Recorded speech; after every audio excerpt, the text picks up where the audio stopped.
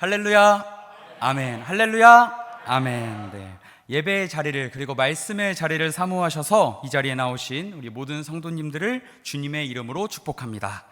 우리 이 시간 양옆 그리고 앞뒤에 계신 성도님들과 함께 이렇게 인사 나눠봤으면 좋겠습니다. 예수님께서 당신과 함께 하십니다. 한번 이렇게 인사 나눠보겠습니다. 예수님께서 당신과 함께 하십니다. 예수님께서 당신과 함께 하십니다. 네, 아멘. 감사합니다. 네, 모든 사람들에게 있어서요, 새로운 것을 처음 시작하는 일은요, 마음 한편으로는 매우 설레이면서도 또 두렵고 떨리는 일인 것 같습니다. 앞에서 이렇게 소개해 주신 것처럼요, 저는 지금 하늘교회에서의 첫 설교이자 그리고 오후 예배 설교의 마지막 순서를 이렇게 맡게 되어서 말씀을 들고 강단에 서게 되었습니다. 지금은요, 첫 설교이기에 마음 한편으로는 굉장히 설레이면서도요, 큰 부담과 떨림을 이렇게 느끼고 있습니다. 그래서인지 우리가 방금 함께 나눈 예수님께서 당신과 함께 하십니다 라는 인사가요, 지금 저의 상황에서는 굉장히 큰 위로가 되는 것 같습니다. 그리고 정말 큰 용기가 지금 되고 있습니다. 그런데요, 방금 우리가 함께 나눈 예수님께서 당신과 함께 하십니다라는 인사는요, 오늘날을 살아가는 우리에게 있어서요, 어쩌면 너무나도 당연한 이야기 중에 하나가 되어 있습니다. 그리고 예수 그리스도를 나의 구주로 고백하는 우리의 그 신앙 고백은요, 교회를 다니는 사람이라면 누구나 쉽게 할 수 있는 하나의 인사 또는 하나의 신앙 고백이 되어 있습니다. 하지만 오늘 본문 말씀의 그 시대적 배경 속에서는요, 예수 그리스도를 나의 구주로 또 나의 메시아로 고백하는 것은 그리 당연한 일이 아니었다고 합니다. 예수님을 나의 구주이자 하나님께서 예비하신 메시아라고 고백하는 그 신앙의 고백은 어쩌면 많은 핍박과 함께 목숨을 내놓아야 하는 일이었습니다. 하지만 베드로의 고백이라고도 잘 알려져 있는 오늘의 그 본문 말씀 속에서 베드로는요, 예수님은 그리스도시요 살아계신 하나님의 아들이십니다라고 당당하게 자신의 신앙을 고백하고 있습니다. 자칫 잘못하면요, 자신이 죽음과 또 여러 가지 핍박을 맞이할 수 있다는 것을 알면서도 베드로는 당당하게 예수님에 대한 자신의 신앙을 고백하였습니다. 예수 그리스도를 나의 구주로 그리고 나의 메시아로 고백하면 어쩌면 죽을 수도 있는 그런 상황 속에서 과연 베드로는 오늘 어떻게 이러한 고백을 할 수 있었는지에 대해 우리가 오늘 본문 말씀을 통해 함께 살펴보도록 하겠습니다. 오늘 본문 말씀 속에서요, 예수님은 제자들에게 두 차례의 질문을 던지셨습니다. 하나는요, 사람들이 인자를 누구라 하느냐라는 질문이었고요, 다른 하나는 너희는 나를 누구라 하느냐라는 질문이었습니다. 이에 대해 베드로는 제자들을 대표하여 예수 그리스도를 살아계신 하나님의 아들이라고 고백하였고, 베드로의 고백을 들은 예수님은 베드로를 크게 칭찬하셨습니다. 그리고 이러한 고백을 베드로에게 알게 하시니가 단순히 혈육이 아닌 하늘에 계신 내 아버지라고 말씀하셨습니다. 우리는요, 먼저 오늘 본문 말씀 속 베드로의 고백이 이루어진 장소에 대해 함께 주목해 볼 필요성이 있습니다. 오늘의 본문 말씀 13절에 의하면요, 예수께서 제자들에게 질문을 던지신 그 장소는 바로 빌립보 가이사랴 지방임을 확인할 수 있습니다. 당시에 빌립보 가이사랴 지방은요, 우상 숭배가 굉장히 만연한 지역이었다고 합니다. 특히 그곳에서는 바알과 판신을 위한 그 신당이 존재하였고 어마어마하게 큰 황제의 신전이 존재했다고 합니다. 이렇게 세상의 우상들과 명예, 권력의 상징이 가득한 그 중심지에서 예수 그리스도께서는 제자들에게 자신의 정체성에 대한 두 번의 질문을 던지셨고, 이에 베드로는 우상들의 중심들 속에서 예수 그리스도를 나의 구주라고 당당하게 고백하였습니다. 저는요, 오늘 말씀을 묵상하면서 한번 오늘 본문 말씀 속의 그 상황을 머릿속으로 한번 상상해 보았습니다. 우리가 함께 상상하면서 본문의 말씀을 떠올려 보면 좋을 것 같습니다. 지금 베드로와 제자들 주변에는요, 어마어마하게 큰 신전이 있습니다. 그리고 그 신전 안에는요, 바알과 판신에게 제물을 바치기 위해 모인 많은 사람들이 길게 줄을 서 있습니다. 그뿐 아니라 사람들의 손에는요, 황제와 우상을 위한 으리으리한 제물들이 손에 들려 있습니다. 쉽게 말해서요, 제자들과 예수님이 서 있는 바로 그곳은요, 명예, 물질, 권력 등 세상 사람들이 좋아하는 것들, 어쩌면 우리가 가장 좋아하는 모든 것들이 모여 있는 곳이었습니다. 이렇게 우상들이 가득한 곳에서, 그리고 어쩌면 우리의 마음을 혹하게 하는 것들이 가득한 그 중심지에서 제자들의 눈에 보인 예수님은요, 어쩌면 조금 초라해 보이고 또 어쩌면 좀 힘이 없어 보일 수도 있었을 것입니다. 저는요, 하누리교회 유치부 전도사로 이렇게 부임하기 전에요, 다른 교회에서 이렇게 여름 성경학교를 유초등부 교사로 한번 이렇게 섬겨본 경험이 있습니다. 당시에 성경학교 주제는요, 출애굽기에 등장하는 그 10가지 재앙, 우리 성도님들께서도 잘 아시는 10가지 재앙이었습니다. 한참 이렇게 신학교에 다니면서요, 마음이 굉장히 뜨거웠던 저는요, 초등학교 저학년 아이들을 이렇게 앉혀놓고 10가지 재앙과 우상들을 연관시켜서 아주 열심히 설명해 보았습니다. 제가 그 당시에 어떻게 설명했냐면요, 얘들아, 출애굽기에 나오는 10가지 재앙은 있잖아, 당시 애굽의 우상들과 관련 있는 이야기야. 하나님께서는 애굽의 10가지 우상들을 이기시고 이스라엘 백성들을 구원하셨어. 얘들아, 어때? 너무 놀랍지 않니? 얘들아, 어때? 하나님 짱이지? 제가 이렇게 아이들을 가르쳤습니다. 저는요, 성령이 충만하여 설레는 마음으로요, 우리 초등학교 저학년 아이들에게 무려 15분 동안 출애굽기의 내용을 설명하였습니다. 우리 성도님들께서도 잘 아시겠지만요, 우리 아이들은요 5분이 넘어가면요 그 누구의 이야기도 절대 들어주지 않습니다. 그래서요, 제가 지금 유치부에서도 이렇게 설교를 할 때요, 5분이 넘어가면 아이들의 이렇게 눈치를 살짝 보면서 얘들아 거의 다 끝났어, 얘기 들어줘서 너무 고마워, 전사님 이제 곧 끝낼게 라며 아이들에게 아주 어려운 부탁을 종종 하곤 합니다. 그때도요, 5분이 지나니까 아이들의 표정이 점점 어두워지기 시작했습니다. 저는 눈치를 보기 시작했고요, 10분이 지나니까요, 아이들이 몸을 베베 꼬기 시작했습니다. 제가 지금이라면요, 아이들의 그 표정을 보고서 이제 그만해야 되는구나 하고 멈췄겠지만요, 그 당시에 저는 성령에 충만해서 말씀만을 보고 말씀을 전했던 것 같습니다. 그렇게 은혜롭게, 어쩌면 저에게만 은혜롭게 애굽의 10가지 재앙과 우상이라는 말씀을 다 나누고 이제 말씀을 마치려고 하는데, 한 아이가 갑자기 번쩍 손을 들고 초롱초롱한 눈으로 저에게 질문을 했습니다. 그 질문은 뭐였냐면요, 선생님, 그런데 우상이 도대체 뭐예요? 저는요, 이 질문을 받고 너무 당황했습니다. 왜냐면요, 제가 15분 동안이나, 무려 15분 동안이나 출애굽기의 내용과 우상을 설명했는데 우상이 뭐예요? 그럼 나는 지금까지 뭐 한 거지? 라는 생각이 들어서 조금 많이 당황했습니다.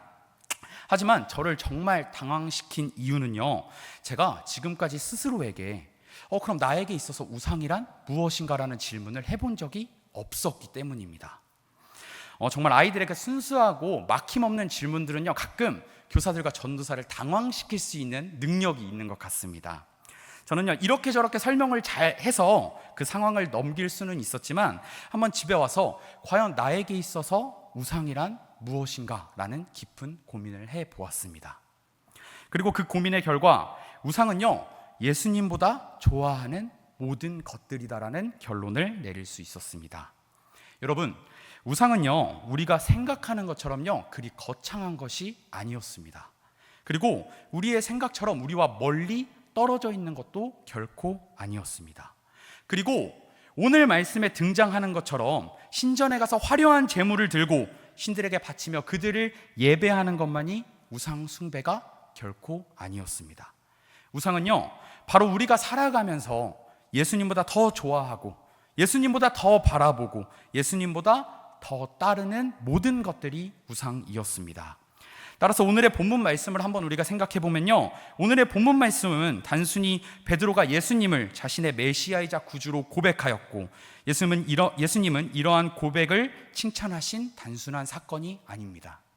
베드로는요, 세상이 좋아하는 많은 우상들 속에서도 예수님을 바라보았고 우상이 아닌 예수님을 자신의 삶의 주인이라고 고백하였습니다.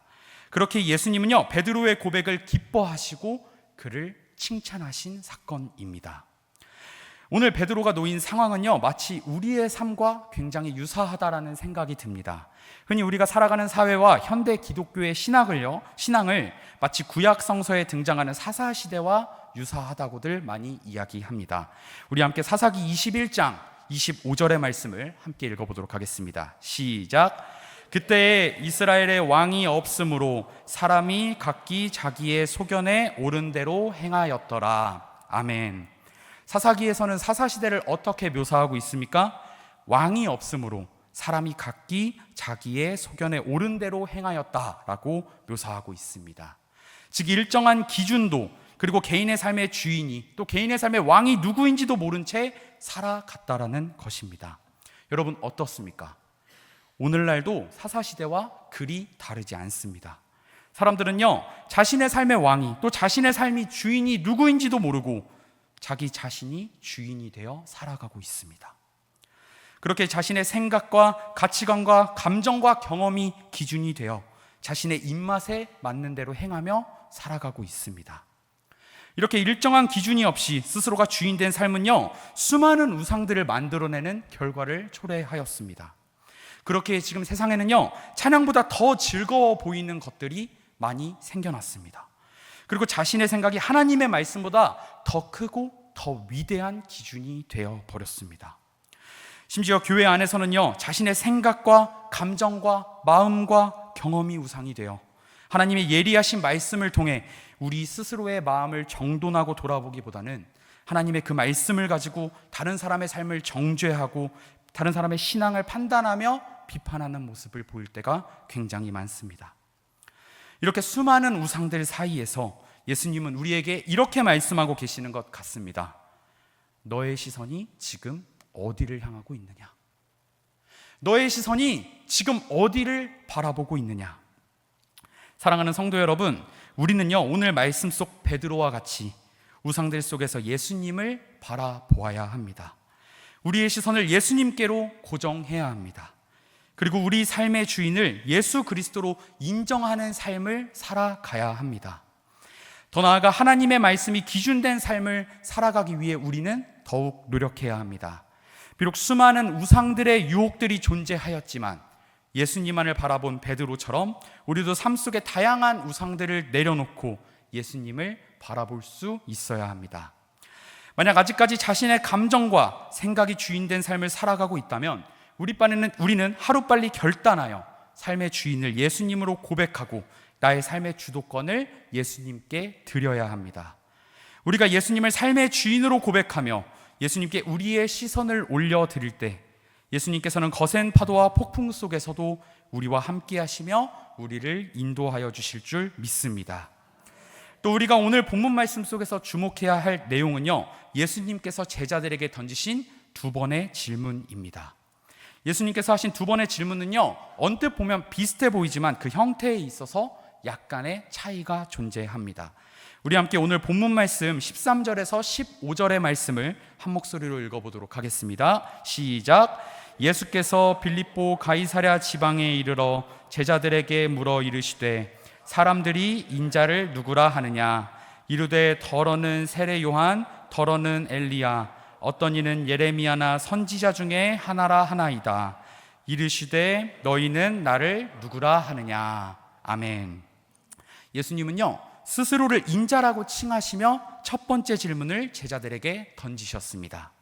이 질문에서 예수님은요, 많은 이적들을 행한 예수님의 모습을 사람들이 어떻게 바라보고 있는지에 대한 질문을 제자들에게 던지셨습니다. 즉 예수님을 바라보는 사람들의 시선과 정보 그리고 소문에 대해서 물어보신 것입니다. 오늘 본문 말씀이 있기 전 예수님께서는요, 병자들을 고치시는 치유의 사역을 하셨고 귀신 들린 자와 맹인을 자유롭게 하셨습니다.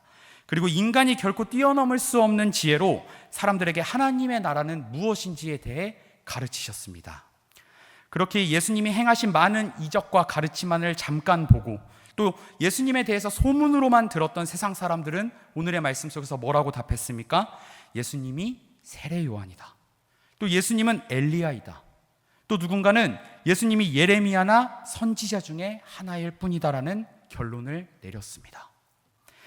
예수님이 행하신 이적만을 잠깐 본 사람들이라면, 그리고 예수님에 대한 정보나 지식을 소문으로만 또 귀로만 들었던 사람들이라면요, 이런 대답과 반응은 어쩌면 그들에게는 당연한 반응일 수 있습니다. 그렇게 예수님을 머리로만 알던 세상 사람들은요, 예수님이 이적을 행하는 선지자 중 한 명일 뿐이다라는 결론을 내릴 수 있었습니다. 이렇게 예수님의 첫 번째 질문에 세상 사람들이 알고 있는 정보와 지식, 소문만을 나열하던 제자들을 보며 예수님은 이렇게 두 번째 질문을 던지셨습니다. 너희는 나를 누구라 하느냐. 정리해보면요, 사람들이 인자를 누구라 하느냐라는 질문에 예수님에 대한 정보와 지식, 세상 사람들의 시선을 늘어놓고 있는 제자들을 보면서 예수님은 세상 사람들의 시선과 정보, 지식, 소문이 아니라 너희에게 나는 누구냐, 너희는 나를 누구라 하느냐라는 질문을 던지신 것입니다. 이에 베드로는요, 예수님에 대한 지식과 정보, 머리로만 아는 그 지식이 아닌 예수님은 그리스도시요 살아계신 하나님의 아들이시니다라는 자신의 신앙을 당당히 고백하였습니다. 사랑하는 하늘교회 성도 여러분, 우리 성도님들께서는 예수님에 대해서 잘 알고 계십니까? 예수님께서는 이 시간 말씀하고 계십니다. 너희에게 나는 누구냐? 어렸을 때부터 예수님에 대해서 수많은 이야기를 들어온 우리는요, 어쩌면 예수님에 대해서 정말 잘 알고 있다고 생각할 수 있습니다. 어쩌면 우리는 모두 예수님에 대한 박사일 수도 있습니다. 하지만 오늘의 본문 말씀은요, 우리가 예수님에 대해서 아는 것에서 그치면 안 된다는 것을 강조하고 있습니다. 물론 우리는요, 예수님에 대해서 배우고 알아가기 위해 힘써야 합니다.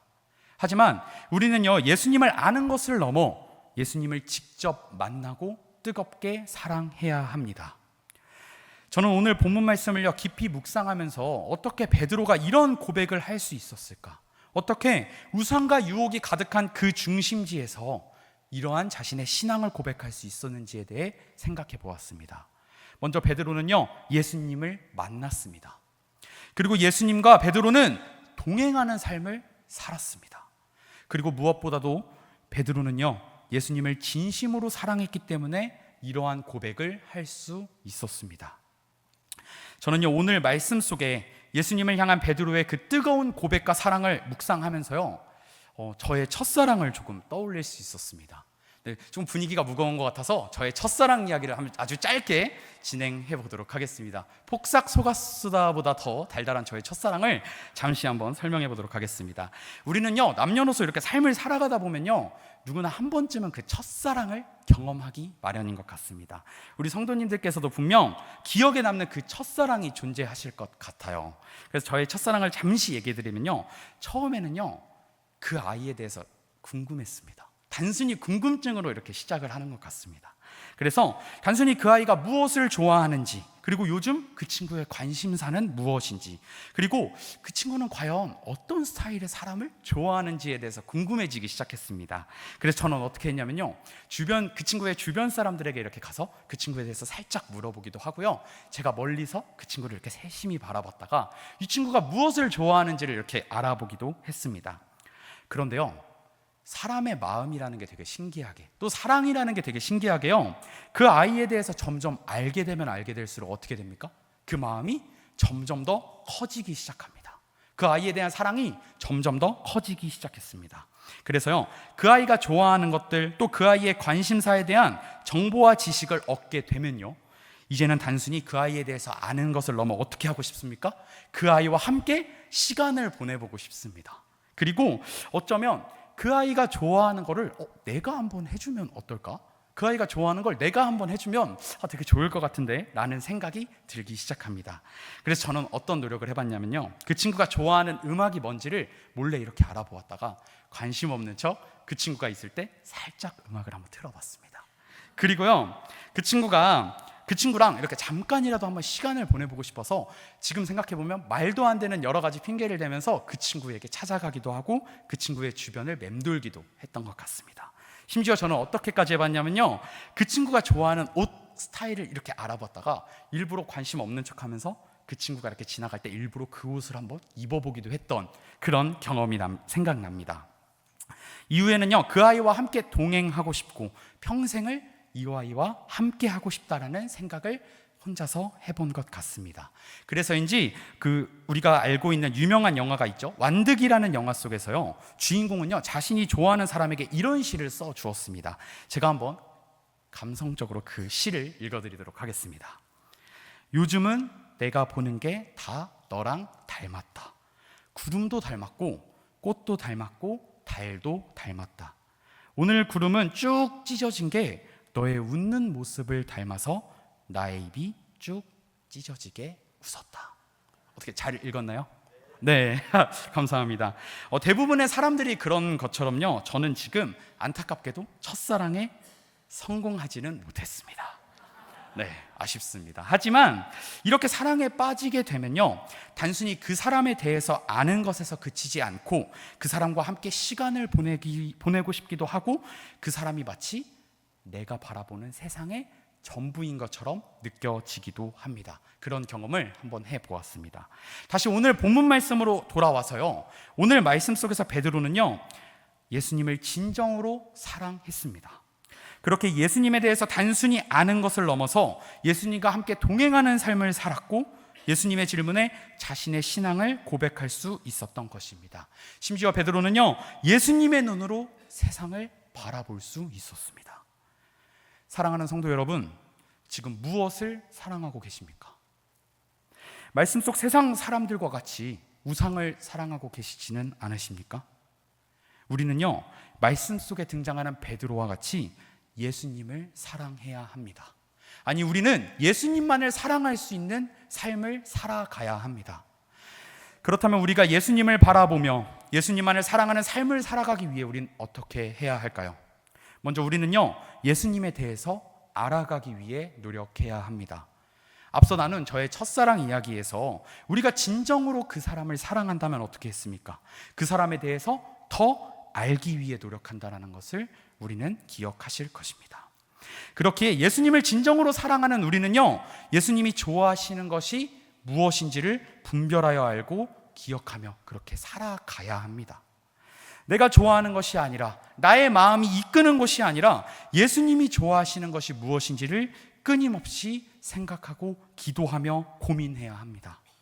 또한 우리는요, 말씀을 붙들고 살아가며 우리에게 말씀하시는 예수님에 대해서 깊이 알아야 합니다. 또한 예배의 자리를 사모함으로 예수님에 대해 알기 위해 부단히 노력해야 합니다. 그리고 우리는요, 단순히 예수님을 아는 것을 넘어서 예수님을 만나야 합니다. 내가 사랑하는 사람에 대해서 가장 정확하게 알 수 있는 방법이 무엇입니까? 다른 사람을 통해 듣는 것이 아니라 내가 직접 내가 사랑하는 사람을 가서 만나는 것입니다. 내가 사랑하는 사람에 대해서 가장 정확히 아는 방법은요, 내가 직접 사랑하는 사람에게 가서 물어보는 것이었습니다. 그렇게 우리는요, 기도를 통해 예수님께 끊임없이 질문하고 예수님을 직접 만나야 합니다. 기도로 예수님을 만나고 예수님과 함께 동행하는 삶을 살아가야 합니다. 마지막으로 우리 함께 본문의 말씀 24절의 말씀을 함께 한 목소리로 읽어보도록 하겠습니다. 시작. 이에 예수께서 제자들에게 이르시되 누구든지 나를 따라오려거든 자기를 부인하고 자기 십자가를 지고 나를 따를 것이니라. 아멘. 우리는요, 매일매일 말씀 묵상과 기도함으로 스스로를 부인하고 예수님께 삶의 주도권을 내어 드려야 합니다. 사실 삶의 주도권을 이렇게 예수님께 내어 드린다는 것은요, 참 어렵고 또 힘들고 어쩌면 고통스러운 일인 것 같습니다. 하지만 우리는요, 예수님을 의지하는 연습을 해 나가야 합니다. 자신의 힘과 생각과 경험이 주인이 되어 살아갔지만 예수님을 만나고 변화된 바울은요, 고린도전서 15장 31절에서 이렇게 이야기합니다. 형제들아, 내가 그리스도 예수 우리 주 안에서 가진 바 너희에 대한 나의 자랑을 두고 단언하노니 나는 날마다 죽노라. 나는 날마다 죽노라. 사랑하는 하늘교회 성도 여러분, 우리는 날마다 십자가 앞에서 우리의 생각과 가치관과 감정과 자아와 경험을 죽여나가야 합니다.